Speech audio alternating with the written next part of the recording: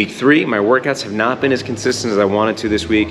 Had some stuff going on that needed my attention, so unfortunately, I kind of fell by the wayside as far as workouts go. But my sleep stayed awesome. My sleep quality stayed awesome. My energy stayed awesome.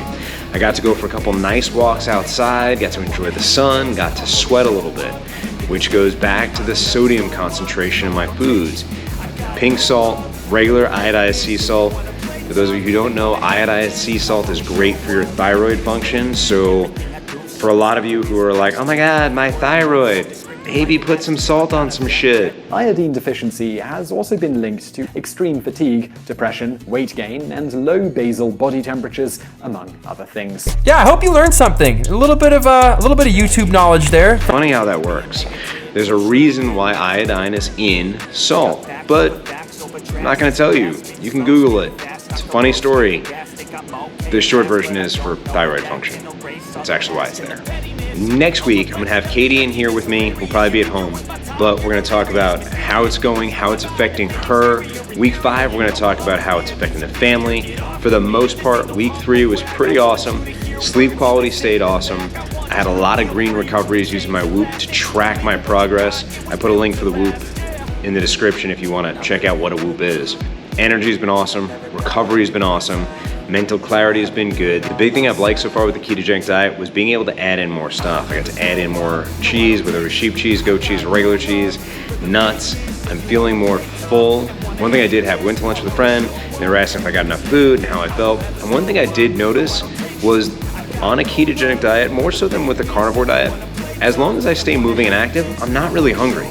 So from a caloric restriction standpoint, it's really easy to cut down the calories that I'm consuming. Not that I'm trying to, but the more active I stay, the less I eat. The hunger signal's not getting triggered as much. So not saying I should be active all day, but I mean just like doing things around the house. If I'm sitting down to do work, if I'm working, if I'm at the gym, if I'm out with people, I'm not getting those hunger pangs the same way you would on a standard diet. I'm not sitting there going from, hungry to hangry. One thing I will say about a ketogenic diet from a hunger management standpoint, on the carnivore diet, to manage hunger, I could just eat more meat. On a ketogenic diet, I'm not feeling super hungry. So the only concern that I have is every now and then I realize I'm too low as far as calories go. That's been a problem, but outside of that, everything's been going well.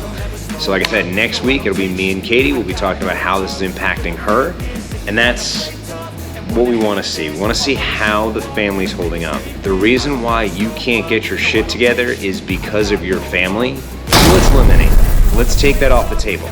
Let's make it so that future you thanks you and your future family thanks you for the things that you're doing now. Because as I've said before, your family wants you to be around for a long time. If you want to use your family as an excuse, I'm going to go ahead and call you because your family wants you to be better. Your family wants to support you.